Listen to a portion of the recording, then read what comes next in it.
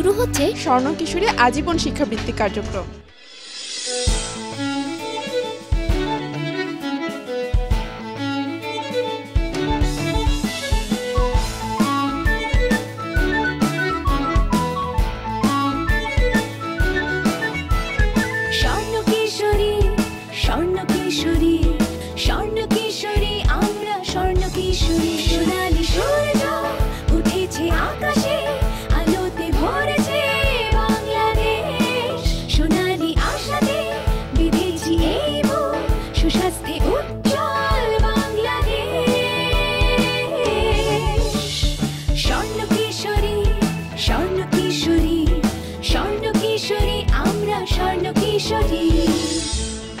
কিশোরী সুস্বাস্থ্যে বাংলাদেশের সর্ববৃহৎ নেটওয়ার্ক স্বর্ণ কিশোরী নেটওয়ার্ক।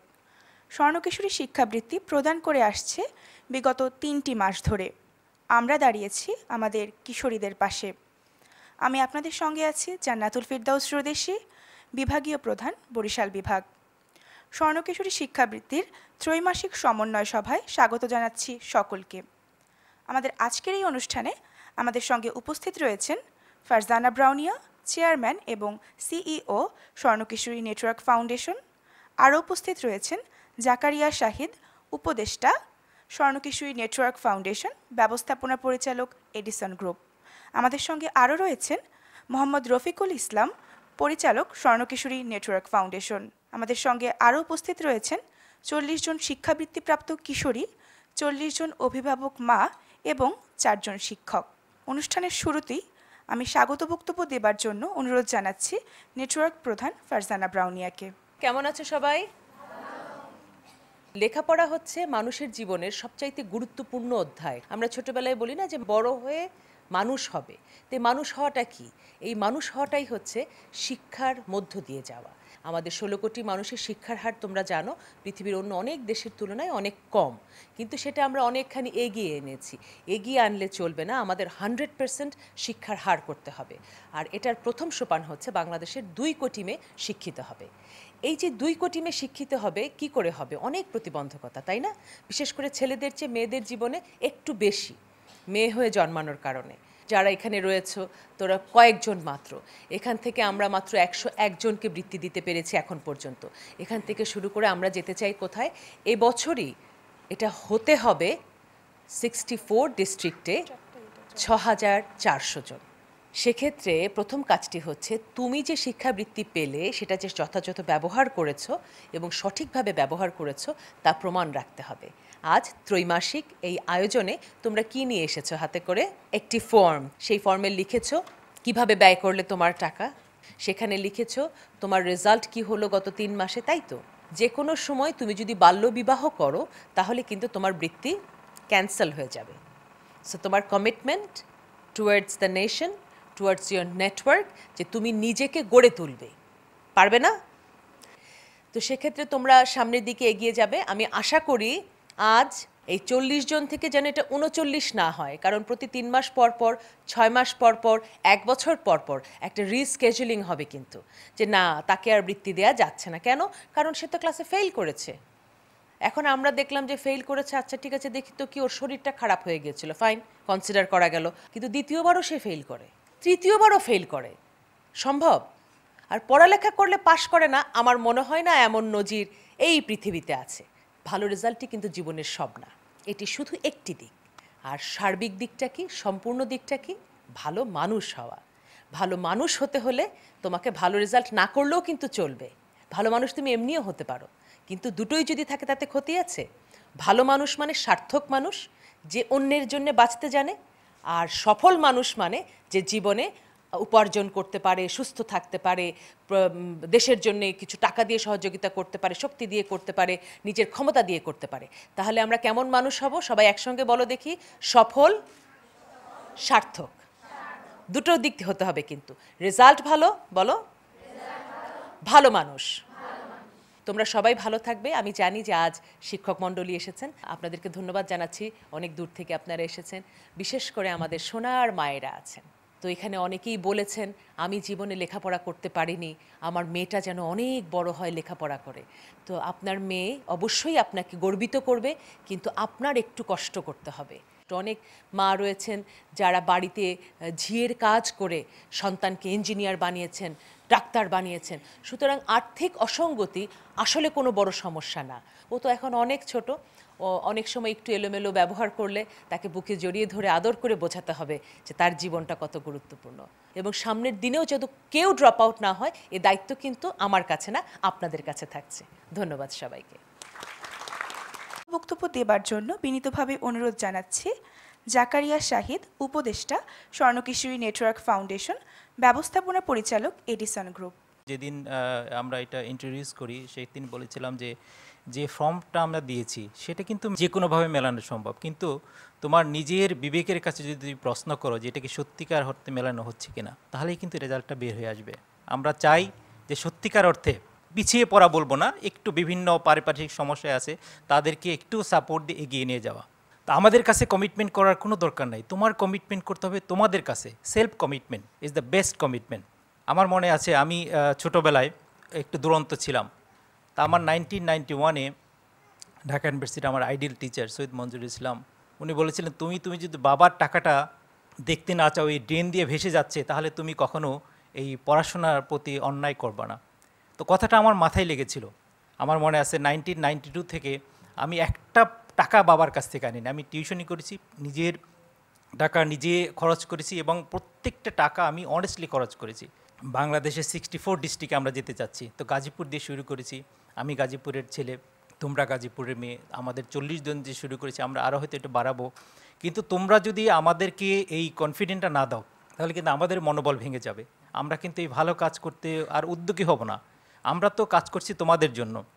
আর বাবা মা যারা আছেন তাদের প্রতি একটু আপনাদের সচেতন হতে হবে যে প্রত্যেক দিনের শেষে যে কার্যক্রম সেটা একটু রিভিউ করা, তাহলেই কিন্তু এদের যে ভবিষ্যৎ, সুন্দর ভবিষ্যৎ আপনারা দেখতে চাচ্ছেন সেটা কিন্তু আপনারা দেখতে পাবেন। যদি সত্যিকার অর্থে শিক্ষিত হও, ভালো মানুষ হও, পরবর্তী জেনারেশন কিন্তু ভালো হয়ে গড়ে উঠবে। তোমাদের কাছে আমাদের সেই প্রত্যাশা। আমরা শুধু পিছন থেকে সাপোর্ট দিতে পারবো। একটা কথা আছে যে সব ভালো যার শেষ ভালো তার, আমরা সেই শেষ ভালোটা দেখতে চাই। ধন্যবাদ। বক্তব্য দেবার জন্য বিনীত অনুরোধ জানাচ্ছি মোহাম্মদ রফিকুল ইসলাম স্যারকে, পরিচালক, স্বর্ণকিশোরী নেটওয়ার্ক ফাউন্ডেশন। তোমরা হয়তো ব্যান বেইজের কথা শুনেছ। ব্যান বেইজ হলো Bangladesh bureau of information and statistics for educational issues. আচ্ছা, সেখান থেকে 2015-তে একটি স্ট্যাটিস্টিক্স বের হয়েছে। সেখানে বলা হয়েছে যে মাধ্যমিক বিদ্যালয়ে যে ড্রপ আউট, সেই ড্রপ আউটের পার্সেন্টেজ হলো কিশোরীদের মধ্যে অর্থাৎ গার্লসদের মধ্যে হচ্ছে অ্যারাউন্ড 45%, আর কিশোরদের বা বয়েজদের মধ্যে হলো এই সংখ্যা হলো 33%। তাহলে আমরা কি দেখছি যে কিশোরদের তুলনায় কিশোরীদের মধ্যে এই স্কুল ড্রপ আউটটা তুলনামূলকভাবে বেশি। এই যে স্কুল ড্রপ আউট, এটি কিন্তু প্রত্যাশিত না, এটি কাম্য না, এবং এটির বিভিন্ন কারণ রয়েছে। বলা হয়ে থাকে দারিদ্রতা, তারপরে অপর্যাপ্ত একটি ইনফ্রাস্ট্রাকচার বা স্কুল অনেক দূরে রয়েছে, তারপরে বিভিন্ন ধরনের প্রতিকূলতার কথা বলা হয়ে থাকে। কিন্তু যেই প্রতিকূলতার কথাই বলা হোক না কেন, কোনোভাবেই এটি আমরা প্রত্যাশা করতে পারি না। এবং আমার মনে হয় যে স্বর্ণকিশোরী যে শিক্ষাবৃত্তি প্রচলন করেছে, সেই শিক্ষাবৃত্তির মাধ্যমে কিছুটা হলেও এই যে প্রতিকূলতাগুলোর কারণে ড্রপ আউট হচ্ছে সেটি কিছুটা হলেও লাঘব হবে। বস্তুতপক্ষে শিক্ষা হলো অক্সিজেনের মতো। তুমি কি অক্সিজেন ছাড়া বাঁচতে পারবে? অক্সিজেন ছাড়া কিন্তু বাঁচা সম্ভব না। ঠিক সেরকম মানুষকে শিক্ষা নিয়েই একটা কোয়ালিটি লাইফ অর্জন করতে হয়। যদি তার শিক্ষা না থাকে তাহলে কোনোভাবেই একটি মানসম্মত জীবন পাওয়া সম্ভব নয়। নিজেকে যোগ্য করে যদি ওইভাবে গড়ে তুলতে না পারো, তাহলে তোমার যে নিকটজন যারা, তারাও কিন্তু তোমাকে উপেক্ষা করবে। তোমাদের যে বয়সটি এখন রয়েছে সেটি হলো স্বপ্ন দেখার একদম পারফেক্ট বয়স। তুমি ডাক্তার হতে চাও, তুমি যে স্বপ্নটি তুমি ওর ভিতরে লালন করছো, এই ডাক্তার হওয়ার জন্য তোমার যে অনবরত চেষ্টা, রাত দিন ধরে তুমি পড়াশোনা করছো, কিভাবে তুমি আরেকটু ইন্সপিরেশন পাবে, আরেকটু মোটিভেশন পাবে, সেদিকে তুমি এগিয়ে যাচ্ছ, এই যে অনবরত চেষ্টা, সেটি হলো স্বপ্ন। নেপোলিয়নের একটা কথা রয়েছে, if I go forward follow me, and if I retrieve kill me. তো ব্রাউনিয়া সেই নেতৃত্বটা দিতে পারছে, সে এগিয়ে যাচ্ছে, সে একটার পর একটা পদক্ষেপ নিচ্ছে এবং সেই পদক্ষেপগুলো সফল হচ্ছে। আমরা প্রত্যাশা করি এর মাধ্যমে সারা বাংলাদেশে যদি সত্যি সত্যি এই স্কলারশিপের ইউনিটগুলো প্রতিষ্ঠা করা সম্ভব হয়, তাহলে হাজার হাজার কিশোর কিশোরী তারা উপকৃত হবে এবং সর্বোপরি বাংলাদেশ যে গোল সেট করেছে যে 2041 সনের মধ্যে একটি উন্নত দেশ প্রতিষ্ঠা, সেটির ক্ষেত্রে একটি বড় অবদান রাখবে বলে আমি বিশ্বাস করি। তোমাদের সকলকে ধন্যবাদ। কি কি শিখলে সবাই? প্রথম বই পড়তে হবে। বই পড়েছো কে কে? হাত তোলো তো। কি বই পড়েছো তুমি? রবীন্দ্রনাথের জীবনী, কাজী নজরুল ইসলামের জীবনী, বঙ্গবন্ধুর আত্মজীবন এবং মাইকেল মধুসূদন দত্ত।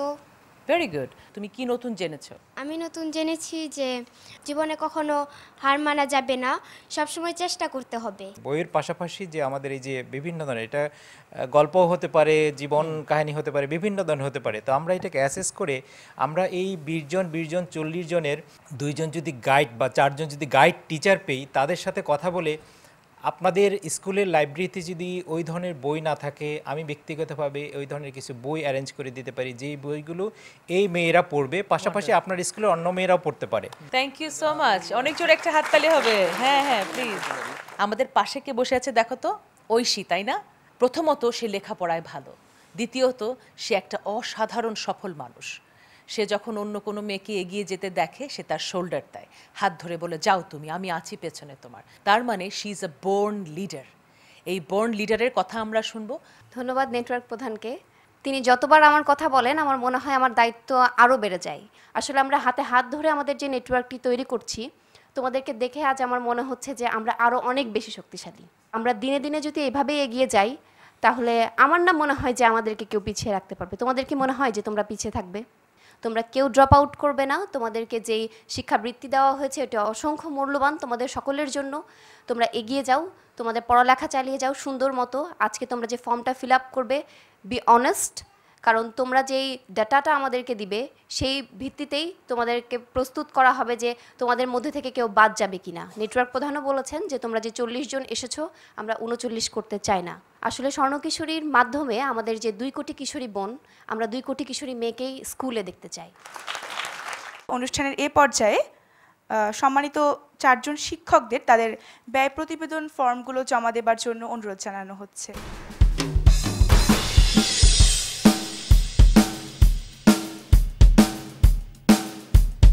অনুষ্ঠানের এ পর্যায়ে স্বর্ণকিশোরী শিক্ষাবৃত্তিভোগী কিশোরী এবং অভিভাবকদের নিয়ে শিক্ষার্থীদের পড়ালেখার অগ্রগতি ও তাদের সার্বিক উন্নয়নে ব্যক্তিগত কাউন্সেলিং সভা অনুষ্ঠিত হচ্ছে। ধরে আজ করেছি যে শপথ, শক্তিতে পুষ্টিতে বলিষ্ঠ বাংলাদেশ, মাতৃত্বে নিরাপদ। সোনালি সূর্য উঠেছে আকাশে, আলোতে ভরেছে বাংলাদেশ।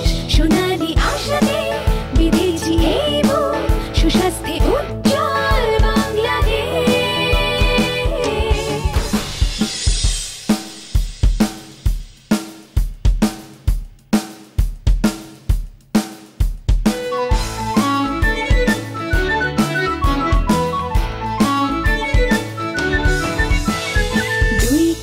কিশোরী হাতে হাত ধরে আজ করেছি যে শপথ।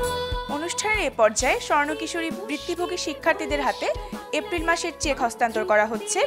চেক নিতে আসছে ভাওয়াল মির্জাপুর হাজী জমির উদ্দিন উচ্চ বিদ্যালয়, মুসলিম কটন মিলস উচ্চ বিদ্যালয়, খৈকড়া উচ্চ বিদ্যালয়, ডগরি আদর্শ উচ্চ বিদ্যালয়। সুস্বাস্থ্যে উজ্জ্বল বাংলাদেশ। স্বর্ণ কিশোরী, স্বর্ণ কিশোরী, স্বর্ণ কিশোরী, আমরা স্বর্ণ কিশোরী।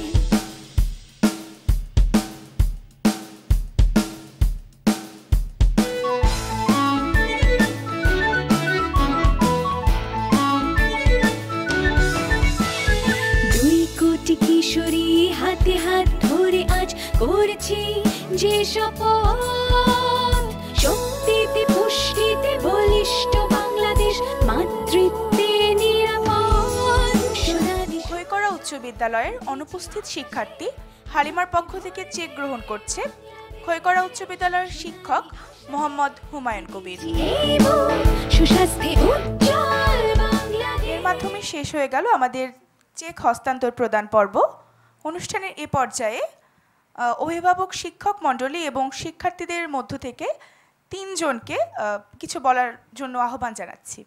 আমি আজকে স্বর্ণ কিশোরী নেটওয়ার্ক ফাউন্ডেশনের এই অনুষ্ঠানে এসে এবং এটার সাথে নিজেকে সম্পৃক্ত করতে পেরে নিজেকে ধন্য মনে করছি। আমার অন্তরের অন্তঃস্থল থেকে আন্তরিক মোবারকবাদ জানাই স্বর্ণ কিশোরী নেটওয়ার্ক ফাউন্ডেশনের প্রধান জনাব ফারজানা ব্রাউনিয়া আপুকে। একেবারে হৃদয় নিংড়ানো ভালোবাসাটুকু জানাতে চাই এ সংস্থাকে, যিনি শিক্ষার্থীদের, মেধাবী দরিদ্র শিক্ষার্থীদের পাশে এসে দাঁড়িয়েছেন, সে মহান জাকারিয়া সাইদ সাহেবকে। স্বর্ণ কিশোরী নেটওয়ার্ক ফাউন্ডেশন মেধাবৃত্তি, এ বৃত্তির তালিকাভুক্ত হয়েছে আমাদের বিদ্যালয়েরও 10 জন শিক্ষার্থী, যারা মেধায় জ্ঞানে গুণে যথেষ্ট গুণের অধিকারী, কিন্তু তাদের মধ্যে অনেকেরই অর্থনৈতিক সীমাবদ্ধতা আছে। অর্থনৈতিক সীমাবদ্ধতার কারণে যাদের লেখাপড়া হয়তো কিছু দূর চলেই থেমে যেতে পারত, আজকে স্বর্ণ কিশোরী নেটওয়ার্ক ফাউন্ডেশনের সহযোগিতা পাওয়ার কারণে তারা তাদের ভবিষ্যৎ গড়ার জীবন গড়ার সুযোগ পেয়েছে। আমি বিশ্বাস করি যে তারা প্রত্যেকে এক একজন ফারজানা ব্রাউনিয়া হয়ে যাবেন। তারা প্রত্যেকেই হবেন আমার এলাকার মেহের আফরোজ চুমকি। তারা কেউ থেমে থাকবেন না, তারাই হবেন শেখ হাসিনা, তারাই আগামী দিনে দেশকে গড়ে তুলবেন। অভিভাবকদের মধ্য থেকে আসছেন নুরুন্নাহার বেগম। আসসালামু আলাইকুম সবাইকে। আমি বৃত্তি পাওয়াতে আমার মেয়ের লেখাপড়ার জন্য আমি খুব আনন্দিত, অনেকটা এগিয়ে যাওয়ার আমার আশা আছে। সবাই দোয়া করবেন। ধন্যবাদ। শিক্ষার্থীদের মধ্য থেকে বক্তব্য দিতে আসছে বিথি আক্তার। আমার বাবা নেই, মা নেই, কিন্তু এখানে এসে আমি আমার বাবাকে পেয়েছি, আমি আমার মাকে পেয়েছি। এই যে আমি স্বর্ণ কিশোরী শিক্ষাবৃত্তি পাচ্ছি, তা আমার জীবনে অনেকটা পথ এগিয়ে চলার মতো কাজ করে দিচ্ছে। এজন্য আমি স্বর্ণ কিশোরীকে অনেক ধন্যবাদ জানাই এবং এর সাথে যারা যুক্ত আছে তাদের সবাইকে আমি অনেক ধন্যবাদ জানাই। এর মাধ্যমে শেষ হয়ে গেল স্বর্ণ কিশোরী শিক্ষাবৃত্তির ত্রৈমাসিক সমন্বয় সভার আজকের এই আয়োজন। আমরা আবার পরবর্তীতে ঠিক 3 মাস পরে মিলিত হব এরকমই এক সভায়। আজকে জনাব জাকারিয়া শাহিদ গাজীপুর জেলার শিক্ষার্থীদেরকে যেমন শিক্ষাবৃত্তি দিয়ে অনুপ্রাণিত করলেন, আমরাও তেমনি সমাজের বিত্তবানদের প্রতি আহ্বান জানাই, আপনারাও এগিয়ে আসুন, শিক্ষাবৃত্তি দিয়ে অনুপ্রাণিত করুন আপনার জেলার শিক্ষার্থীদেরকে। আজকের মতো অনুষ্ঠানের এখানেই বিদায় নিচ্ছি। আপনারা সকলে ভালো থাকবেন, ভালো রাখবেন সমাজ আর দেশটাকে। বিদায়।